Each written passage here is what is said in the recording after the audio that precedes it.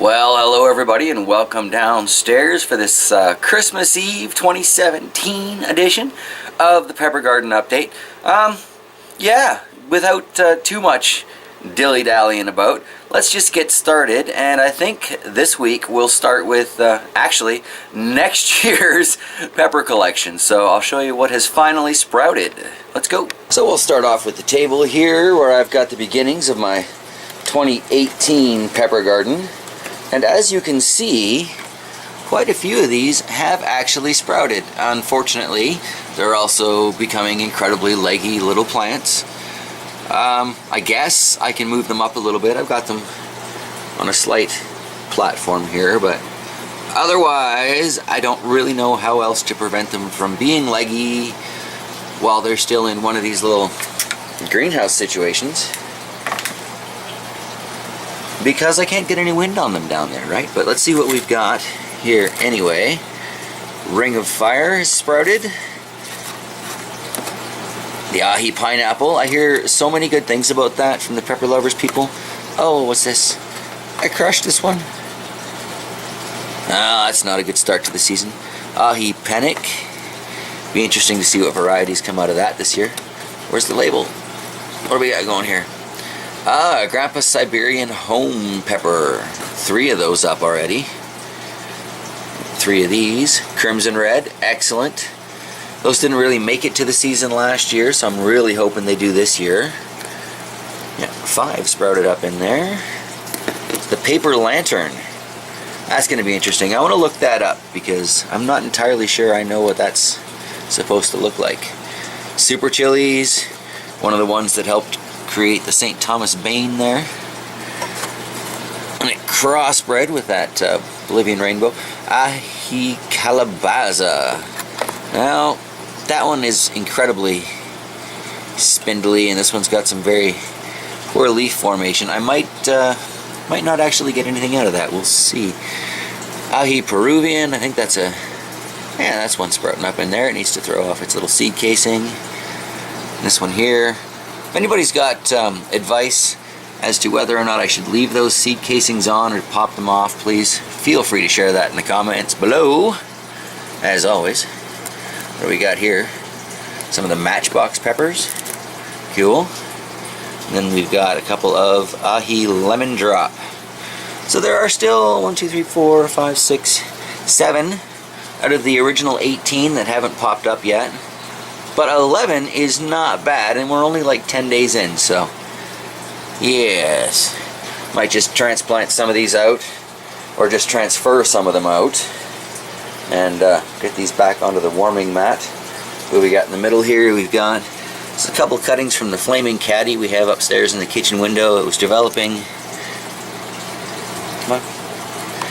All these little, oh, what are they called? Advantageous roots or something like that. Basically roots that just take the opportunity where they find it.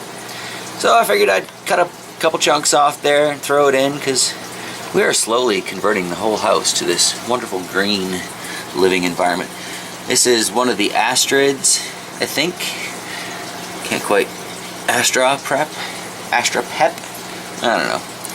Got a Super Chili that I transplanted out already because I just couldn't wait. A couple of cuttings here. What are these from? These are from the Carolina Reaper, I believe. Just got them wrapped in a paper towel, a little bit of water in the bottom. Hoping for the best. As you all know, I haven't had the greatest success rate with pepper cloning. Got another attempt in here. That really doesn't look good. We'll just cover that back up for now. Got a couple of little garlic bulbs that decided to sprout back up. These have been in soil for like well over a year now, so who knows what's going to come out of that. And then over here, I've got a couple of loaf pans. I found these at the grocery store. It was a set of 3 of them with their little domes for, I think it was $3.50, something along those lines. So the one in the back, I have loaded up with cress seeds. Delightful, peppery little herb that.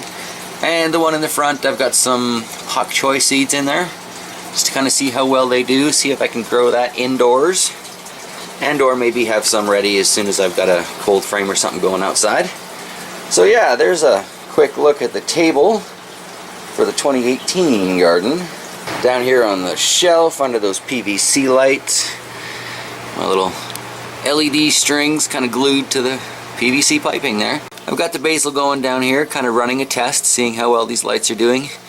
So far, those little seedlings look pretty happy, aside from their, close quarters.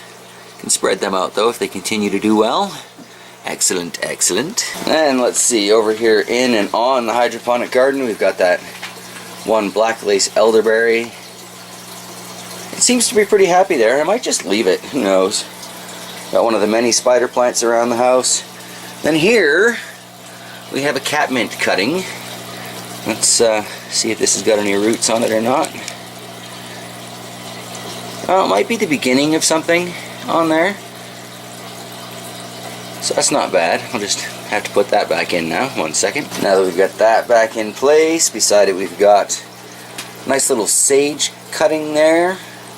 I don't know, it's kind of from, well, it's from some new growth, and from what I was watching yesterday, if I want success with sage cuttings, I should have chosen some older, woodier type growth, but we'll see, we'll see. And up here we've got a spearmint we found as a living herb up at not our local grocery store, but it's only like 10 minutes away or so, so that's a whole other town where we live though.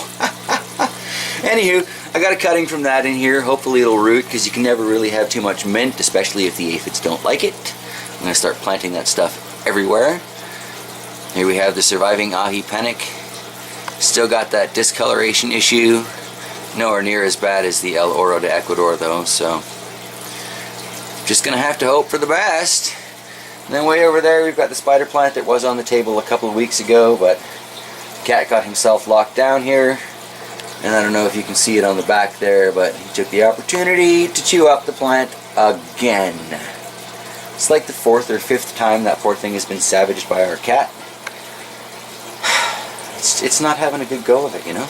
And that about does it for normal spectrum lighting. I guess it's under the LEDs to see what's growing on there, and then we'll wrap this mess up. So under the smaller of the LED lights, we have these 3 peppers.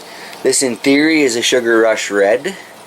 But I can't say the peppers that came off it look like any of the Sugar Rushes I've seen on, like, Grown at Home and WV or RevToast TV or any of the other places that I've seen Sugar Rush peppers. Here we have a yellow scorpion.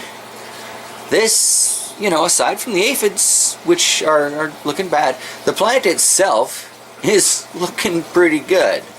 So, yeah, I might trim it back a little bit, see if we can strengthen it up.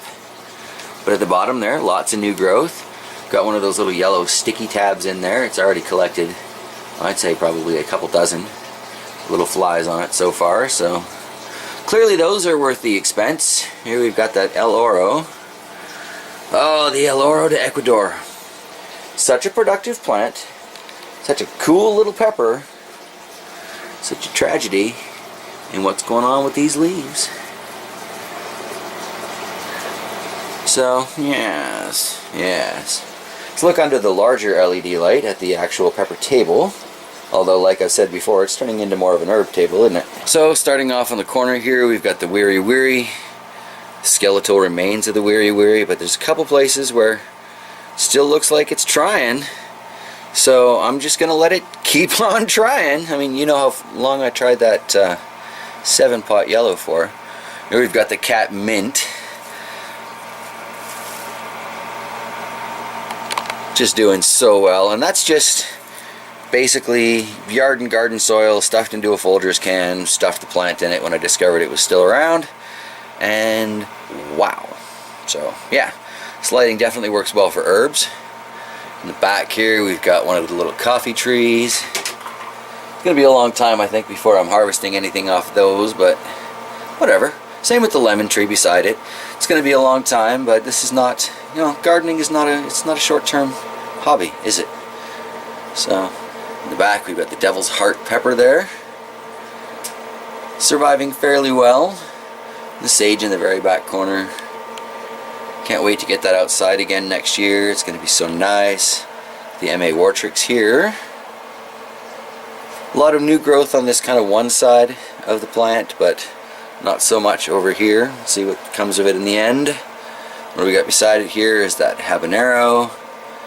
This thing looked so beautiful when it first came in. Now, Well, it's still alive, so I'll give it that. Got one of the two Reaper stalks here. Both of these, they got a lot of growth coming up in the middle, but here's the other one. I just cut those side branches off of this the other day. Try that cloning experiment, so we'll just have to see. I'm hoping something positive comes out of that. Back to herbs here, we've got the oregano that was in the hydroponic garden. Doesn't look like it's completely died off yet, so it might survive the transfer. A lot of things don't. But here is the spearmint, wintermint. I'm not really sure, it wasn't labeled, but it's got a very strong flavor to it. Nice strong aroma. I just kind of plunked that into one of the old containers from the dead pepper, and it looks very happy. Probably about twice the size from when we got it less than a week ago, so that's excellent. Our poor little Nepalese bell here. Again, look just how covered these yellow sticky things are. It's, I don't know, something on those things sure draws the bugs over. Might be about time to replace all of the ones over on this table, because they're all pretty much covered. Because the one in the Carolina Reaper has done the most work. That's crazy. What does that leave us here? We've got the Tabasco. This poor little plant. This wasn't big when it was outside though, so I mean, I don't know. I kind of thought Tabasco pepper plants were supposed to get bigger than that, but whatever. Struggling with a couple of little tiny buds on there. I should probably cut those off. Just let it recover. And that, well, the ginger. Weird little sideways growth going on there. It's like the leaf didn't quite separate, so it just took a 90 degree.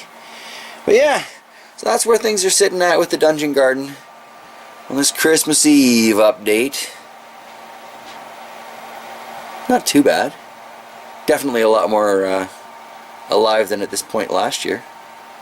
And that, everybody, is where I'm going to wrap it up for today. And, well, let's see, 24th, 31st, I guess it'll be like a New Year's Eve update next time. So, yeah, I guess I will see you guys on New Year's Eve. Have a great holiday week ahead, everybody. Take care.